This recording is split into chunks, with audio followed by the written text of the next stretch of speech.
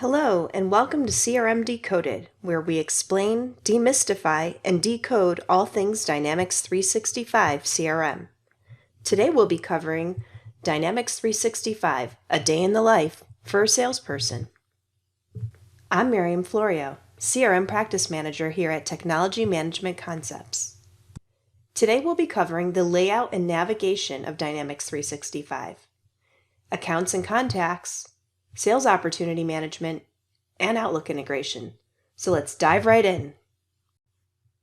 So I'm logged into Dynamics 365, into the Sales Hub. The way that I'm navigating Dynamics 365 is that I choose an option on the left, and then the right pane of my screen reflects what I've selected. So for example, right now when I've logged in, it automatically brought me to my dashboard. And so on the right pane of the screen, you can see it's showing me my sales dashboard. As I'm looking at something, there are generally drop-down options or views available at the top of the screen, and I can toggle between different dashboards, for example, by selecting a different dashboard at the top. Same thing when I'm looking at activities or accounts, for example. I've highlighted accounts, and you can see here it's defaulted to my active accounts, but I can always switch that view to look at another subset of data inside of the system. I also have search functions across the top bar of my screen. The search at the top of the screen is a global search, meaning that it's not just searching on what I've clicked on the left, rather it's searching the entire system. So the top bar of CRM, you can always think of as independent or worldwide throughout the entire system, and I could always search for anything including an account but not limited to accounts inside of CRM. For example, sales opportunities, or you want to search on a phone number, etc. You can always do that at the top of the screen. I also have specific searches to what I'm looking at. So when for example, I'm looking at my active accounts here, I can use the quick find at the top of the screen in order to search within the data that I'm looking at. For example, let's say this my active accounts was 100 records or 1,000 or 10,000, and I wanted to look for Litware Inc., for example, without actually clicking through or clicking on L at the bottom. I can always use my quick find to search within the data that I'm looking at, and so would then search and filter inside of here. You also have the option to filter on columns, so whenever you're looking at a list or what we call a view inside of Dynamics, you can always click and sort or filter by certain values. So within these, you also have search capability that functions a lot like Excel. At the top of my screen, I also have what's called a quick create option. So let's say we're on the phone with somebody, or we want to quickly add something to CRM without going to select the correct record on the left-hand side and then clicking on new, which is the traditional way of doing it. I can always, no matter what I've clicked on, remember that top bar again is always global or independent of what I have selected on the left. I can always quickly add something. Let's say a lead calls in, I want to add a lead to CRM. I can quick create a lead by typing in the details.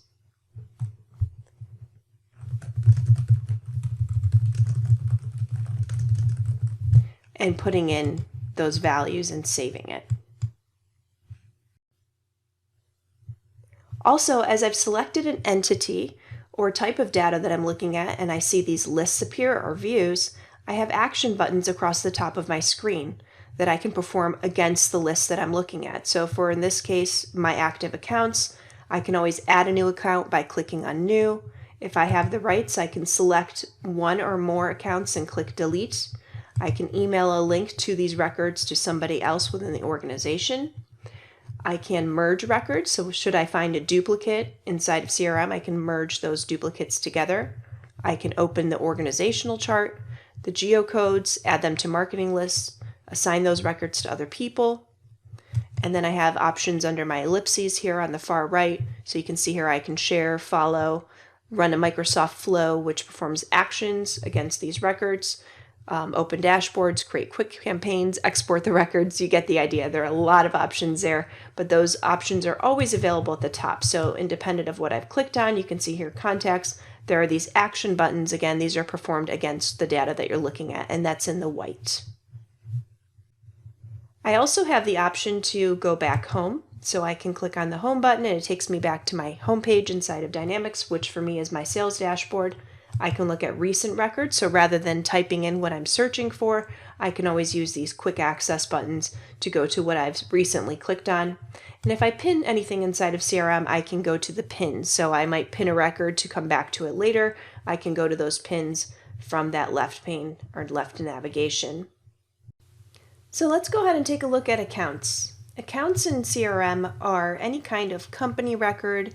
You could even use them as families or people if you associate them with, for example, an ERP customer that you're charging. It's really the way that you decide to set CRM up. And it can also consist of vendors, prospects, suppliers, referrers, etc. So really any type of entity that you want to keep track of that has multiple one or more contacts could be considered an account. Let's go ahead and click into an existing account, Blue Yonder Association in Los Angeles, to take a look at the record. So once I've drilled into an account record, you can see here there's account information, and this is the account name, phone number, fax, website, parent account, ticker symbol. These fields are customizable or configurable. There are a lot of fields that are already set up in Dynamics 365 that are not exposed to the screen automatically. There are also additional fields that may show up that you can always hide that you don't need to see. So really you control what shows up in the account information. For you, it may be, what is the account type? Is this a vendor? Is this a customer? Is this a prospect? So you can always identify those using an option set or drop down and have that as another field that's showing here. We also have address information. You can always show a nice map that's, once it's enabled inside of CRM, to show you the actual location of that account that you're looking at. In the middle pane is a timeline. So this is going to be all the touch points or interactions that you have with an account. And that can not only it's not only limited to you yourself, the logged in user, but anybody else at the organization. As long as security is open enough inside of your system, all users can see all activities or accounts and see all the interactions on those timelines. And those interactions include activities, which are appointments, emails, phone calls, tasks, booking alerts. If you have customer voice alerts, notes, which can also be documents or attachments, or posts or auto posts. And you can see here there are auto posts that got created by the system. Let's say when an account has been added, things have taken place, or actions against the account have occurred, you'd see those all show up in the timeline.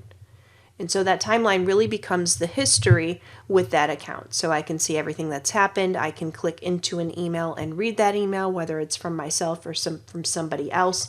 So really it's a very important part of CRM. You can see here you can also search the timeline right from this timeline itself. I could enter a note here, so I could say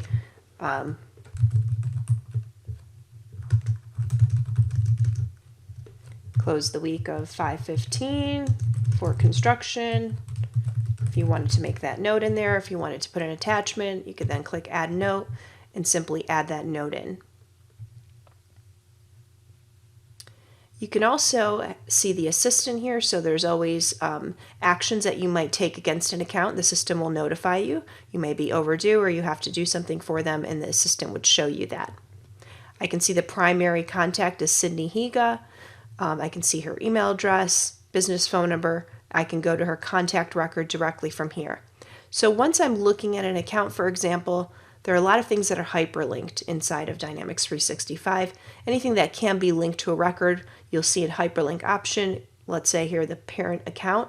So if this Blue Yonder Association had a headquarters or an account that it was associated with and beneath, I could click on that to take me to that record. I can also click on the contact themselves. So if I want to click on Sydney, which we'll look at contacts in a minute, I could click on Sydney and it would take me to her record.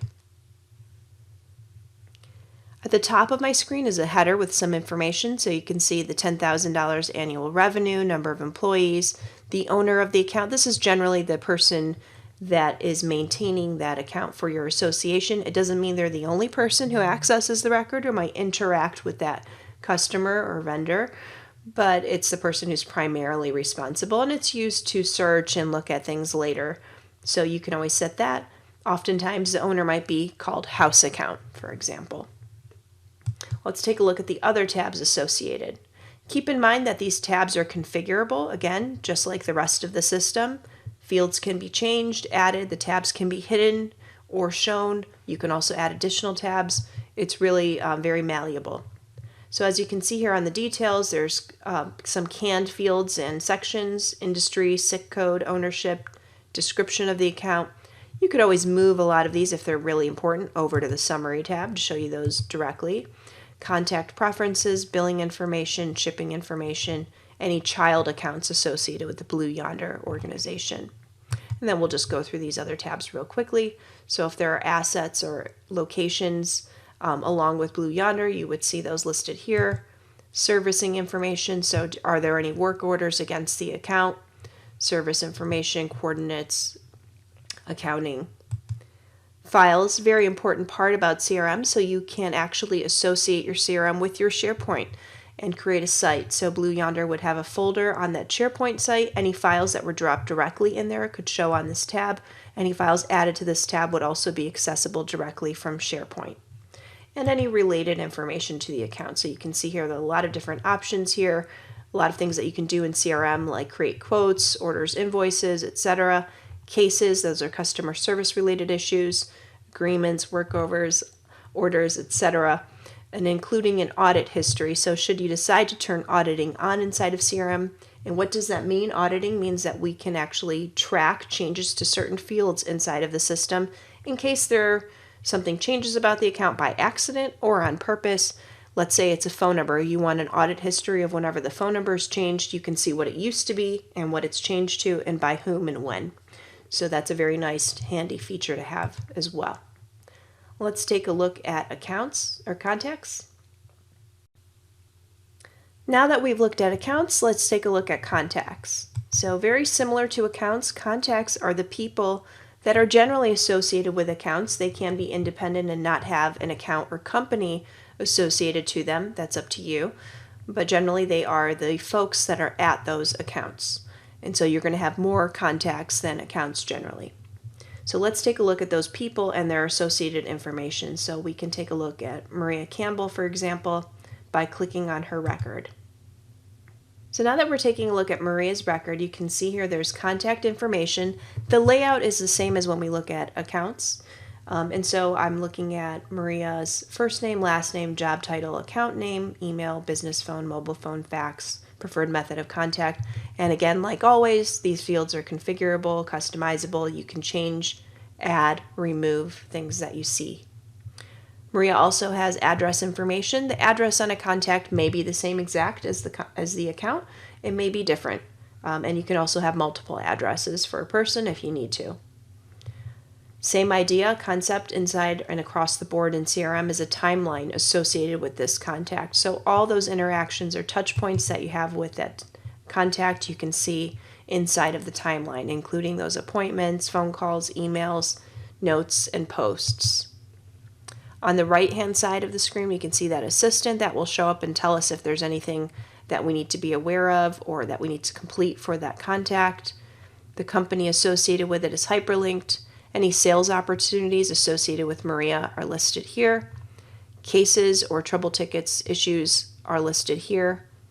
Entitlements, if she had any for service level agreements, etc., would be listed. At the top of the screen, there's not a lot of information on the header, but you could always expose something that was important to you, let's say the job title at the very top, so when we look at Maria, we can see what her role is, purchasing manager. Details tab, so additional details about that person. You can see here there's some personal details here, birthday, anniversary, marketing information, billing information, personal notes that you might put in as a salesperson or as customer service rep. Scheduling information, files, so again, any files associated particular with Maria Campbell. Generally, the files are going to be associated on that account level or for sales opportunities, but there may be specific ones to Maria that are here. And then any related information to Maria inside of Dynamics 365, I could take a look at. So now that we've taken a look at accounts and contacts, let's take a look at sales opportunities. So sales opportunities are potential sales that we have in Dynamics 365 for customers or prospects. So they could be an existing customer for which we're working on a new sale, of a new item or an existing item that they've purchased before or service. And it also might be for open opportunities for prospects that we're working in that we hope to close. So it's going to be a combination. So for me, the logged in user, I'm taking a look at my open opportunities view. This is a very popular view. So what am I working on? What is in my sales pipeline? And as you can see here, I have a total of 6 opportunities that I'm working on. And the information with each sales opportunity that I wanted exposed on this view is showing at the top of my screen. And so you can see here I have all the details at a glance of these sales opportunities, but if I want more information, I can click into these sales opportunities. So let's go ahead and click into this sales opportunity. Okay, so we can see the sales opportunity is needs to restock their supply of product SKU AX305. So we can see 25 to 50, so we just put in a very meaningful name to the topic of the sales opportunity. The contact associated with the sales opportunity is Sydney Higa at Blue Yonder Associates Company. I can put in a purchase time frame or update this. So let's say it's this quarter. This information can be used for you or for management in order to predict sales for the upcoming quarters or months, etc. So it's just helpful to slice and dice and also put something on your timeline. We can see the budget amount for this particular sales opportunity. That may be a guess and maybe something you know. And information about the purchase process. Is it by committee, an individual, unknown? Description about the sale. Is it in the sales pipeline? Is it in the best case scenario, committed, omitted, won, lost? So really, what is that status within the sale? So the information associated with the sales opportunities, again, is controlled by your organization. You can decide what goes into the summary, what additional information you want to gather regarding a sale, if it's less, if it's more detailed. It's really up to you. But generally, starting off with CRM, you want to try to keep it a little tight and easy for entry and for maintenance. Just like with the accounts and contacts, we have a timeline associated with the opportunity. So what are all those touch points or interactions that we've had regarding this potential sale? So that's including those phone calls, appointments, maybe Teams meetings, etc., emails. You're going to see all of those in the timeline. The assistant for the sales opportunity will notify you if you have a task overdue, etc. Stakeholders within the sale of the opportunity. We can see Sydney's on here, but there may be other contacts at the association that we're dealing with regarding the sales opportunity. If we had more, they would be listed. And you can see here at the very top of the screen, so for sales opportunities, we have a sales business process. And so that business process flow is shown at the top of the screen. You can see here that in each stage of the process, there's information that we're gathering before we move on to the next stage. So you can see here, it's telling me to identify the account, the contact, the purchase time frame, and that information populates below. And once I'm done with this qualify stage, I can move on to the next stage. In the develop stage, and you can see there's more information that's gathered and completed before I can move on to the proposed stage. So it's a set of steps that you define at your company that makes sense during this sales process. You may have more than one different type of sales process inside of Dynamics. So one sales process type may be faster than another one may be more complex. And so these stages may change based on what that business process is for the particular sale type. And you can always configure that and customize that to fit your needs. There's also additional information associated with these sales opportunities, so we can take a look. There are products that we can associate with the sale, so we could get specific and upload our product list or integrate with our ERP and show the products associated with a particular sale and their quantity, etc. You can create formal quotes inside of Dynamics 365. You can also use your traditional or existing quoting process, which may just be Word documents, etc., and associate those as files with the sales opportunity. But you can create formal quotes inside of Dynamics and associate those with the opportunity, modify those quotes or revise them and resend them. There's field service information, so if there's a work order, a type associated with this particular sale, we could associate that. And then again, files. So for particular sales, whether they're prospects or existing customers, you might have purchase orders or other types of files that you want to associate in particular with this sales opportunity that might not have come from email. Had they been on an email, we just see them on the summary tab in the timeline, but you can always explicitly add in files shown here through CRM or through SharePoint. And then there's always related information. You can look at playbooks for sales, connections, activities, and audit history for sales opportunities. So as a salesperson, when I log into Dynamics 365, I usually look at my dashboard first to see what outstanding activities I have yet to complete, so I can see what things I have to do. Click on one of those items, I can then complete it from here. I can also quick complete things or take action on items inside of my dashboard itself by clicking the ellipses. So I can assign this to somebody else. I can set the regarding to another record. I can edit it. I can mark it complete. I can delete it. I can perform actions right from looking at this. I can also take a look at what's in my sales pipeline, my open opportunities. So what am I working on? I can click into these records and edit them and work on them. So I can look at that needs to restock their supply and see where I'm at in the develop stage, complete these items, give Sydney a call, etc., put in some information into the timeline, and then go back to my sales dashboard. I can see what leads I'm working on. So those lead records are generally those colder prospects inside of CRM that I hope to move over into a warmer lead with a sales opportunity associated with them. So I can always work through those records. I can take a look at my active accounts. So what accounts do I have? If there's anything that I want to pull up, I can click on those accounts. And I can also take a visual look at what's happening in my pipeline. I have 36,000 in the proposed stage, I have 55,000 in the develop stage, and 25 in the qualify stage. If I wanted to expand this dashboard out, I can expand it and take a look at it in more detail. I can drill into it in search, or I can click on these particular values to see more information. I can also look at my closed opportunities, so I can see, what have I closed, how much was it? These dashboards are configurable. This is a canned dashboard that comes with the system, but you can always have a dashboard that is more of interest to you, and that may be slicing sales down by sales opportunity type.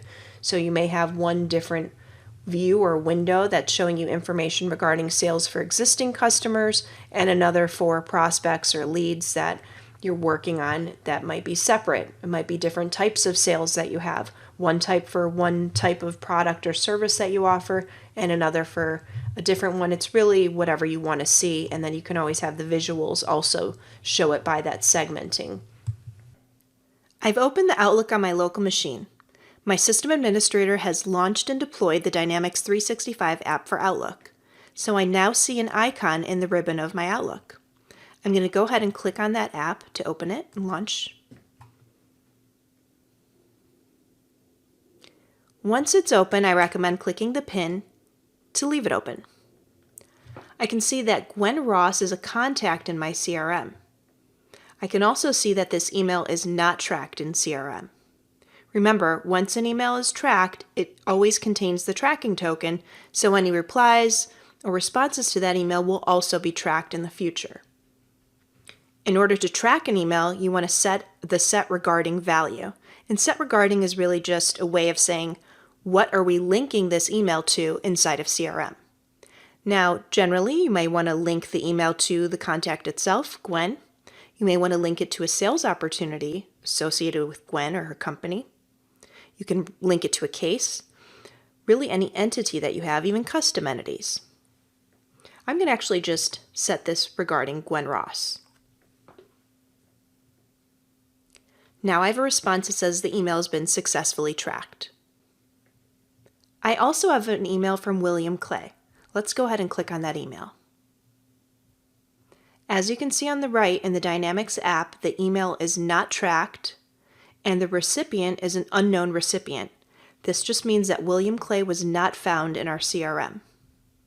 In order to add a new record to CRM for William Clay, simply click on the plus sign in the lower right-hand corner in order to add him. Let's see what our options are. So I can add William as a contact, I could add him as a lead, or an account. I'm going to go ahead and click on Add as Lead.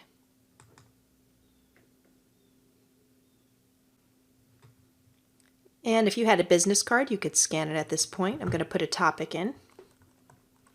We'll call it Request for Demo. And we're not sure about the budget amount. Purchase time frame, I'm just going to take a guess here and say this quarter. And since he came in from our website, I'm going to say web. It pulls in the information that it knows from the email, so his first name and last name have been filled in. I'm not sure about his job title based on his email, so I'll leave that blank. Company name that he's associated with, I'm not sure yet either, so we'll leave that blank as well. And any other information that you have regarding that lead. So we can just go ahead and click Save and Close. So now what we've done is we've added a lead to CRM.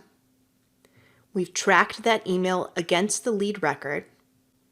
And what you'll notice inside of my Outlook is that once an email is tracked, there's an icon for it, or it shows me in a visual way that that email is tracked with that blue box right here. So it's really nice and easy to be able to tell what emails are tracked and what are not tracked. In the same way that I can track an email either for my inbox or for my sent items, I can also track an appointment. So let's go ahead and create a new appointment. Once you've entered in the information for your appointment,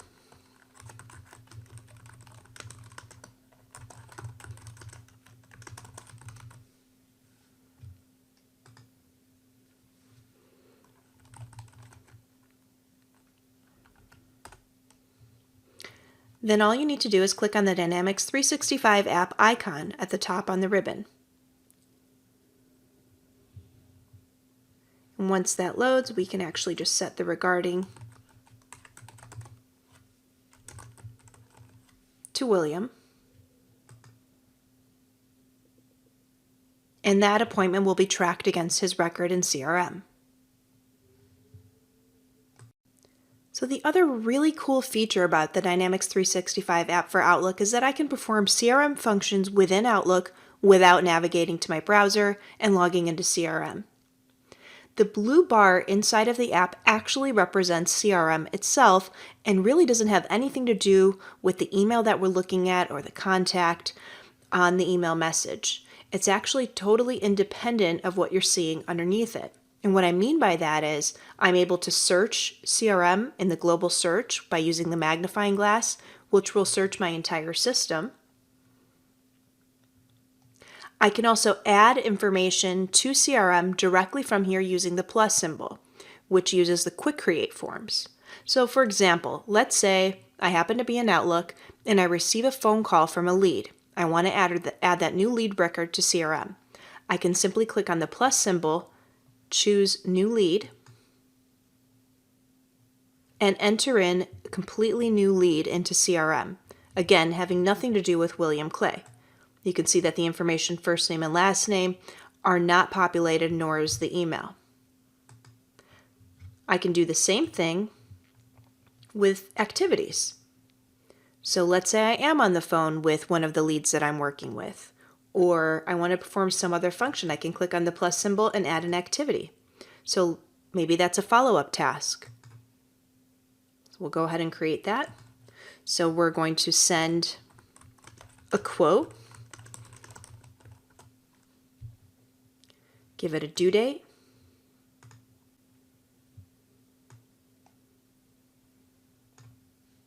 and save and close. So it's a really handy feature living inside of Outlook that allows me to stay in here without leaving. I can also click on this hamburger looking icon on the far left, which is the sitemap, and I can look at recent records,